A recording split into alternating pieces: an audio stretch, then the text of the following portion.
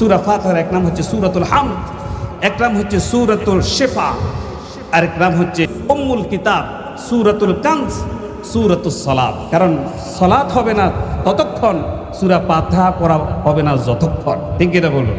এই জন্য এটার এক নাম হচ্ছে সূরাতুস সালাত, এটা আরেক নাম সূরাতুস শিফা, মানে হচ্ছে আরোগ্য, ট্রিটমেন্ট, ঔষধমূলক সূরা।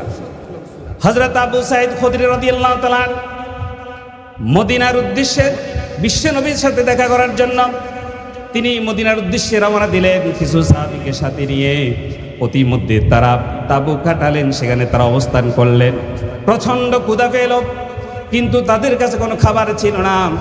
যে জায়গায় তারা তাঁবু টাঙ্গালেন সেখানকার মানুষ তাদেরকে কোনো খাবার দিল না। এমন সময় পাশে একটা গোত্র ছিল, গোত্র প্রধানের পায়ের মধ্যে সাপে আঘাত করল। সাপের বিষে বিষাক্ত হয়ে ওই গোত্র নেতা শুয়ে শুয়ে চটপট করতেছে, মৃত্যুর দিকে অগ্রসর হচ্ছে। সবাই বিভিন্ন দিক দিকে ছুটাছুটি করতে লাগলো, আমাদের এই গোত্র প্রধানকে কিভাবে বাঁচানো যায়। এইভাবে করে ছুটতে লাগলো। একজন লোক দেখতে পেল তাঁবু খাটিয়ে কিছু মুসাফির সেখানে অবস্থান করতেছিল। লোকটি সেখানে এসে বলল, ও মুসাফির, তোমাদের মধ্যে এমন কোনো মানুষ আছে নাকি যে আমাদের গোত্র প্রধানকে সাপে আঘাত করেছে তাকে সুস্থ করে দিতে পারবে, কোনো ধরনের মন্ত্র জাপ করতে পারবে নাকি? একজন বলল, আমি আছি। বলেন না সুবহানাল্লাহ। আরো জোরে বলেন আল্লাহু আকবার। আবু সাঈদ খুদরি রাদিয়াল্লাহু তাআলা তিনি বলছেন, আমি আছি, আমি যাব, তোমাদের গোত্র প্রধানকে আমি সুস্থ করে দিব। তবে শর্ত আছে। কি শর্ত? আমাকে এক ফাল ছাগল দিতে হবে, এক ফাল। তাফসীরে আসছে 30 থেকে 40টি ছাগল তিনি চেয়েছেন। বলে ঠিক আছে, গোত্র প্রধান প্রভাবশালী, তার ছাগল আছে, দেবে, কোনো সমস্যা নাই, আসুন। হযরত আবু সাঈদ খুদরি রাদিয়াল্লাহু তাআলা তিনি চলে গেলেন।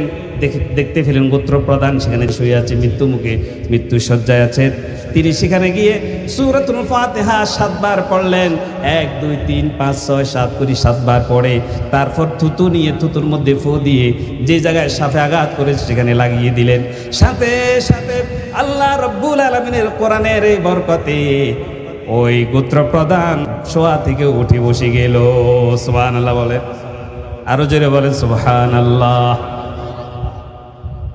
শর্ত মতে তাকে এক ফাল ছাগল দেয়া হলো। তিনি ছাগলগুলো নিয়ে তাঁবুতে আসলেন।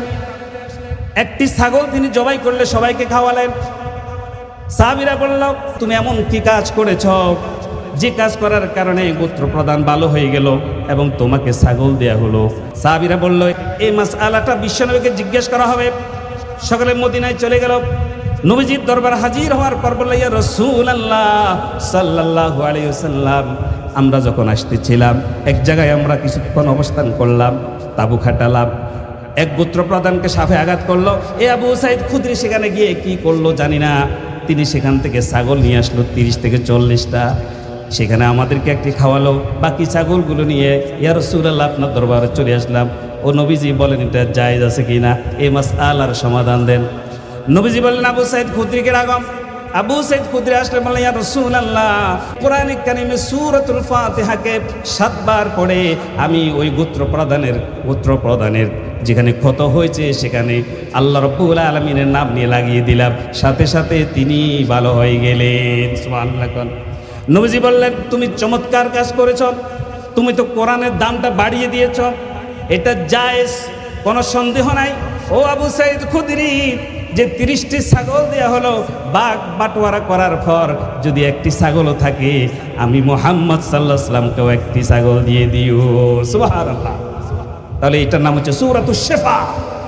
সহিহ বুখারীতে রাসূল করিম সাল্লাল্লাহু আলাইহি ওয়াসাল্লাম বলছেন, কেউ যদি প্রতিদিন ফজরের নামাজের পর, প্রত্যেকদিন ফজরের নামাজের পরে 40 বার সূরাতুল ফাতিহা পড়ে যদি পানির মধ্যে দম করে 41 দিন যদি যে কোনো রোগের জন্য পান করে, আল্লাহ তাবারক ওয়া তাআলা সূরা ফাতিহার উসিলে তাকে সুস্থ করে দিবেন। সুবহানাল্লাহ বলেন, এটা ঔষধ, সূরাতুশ শিফা।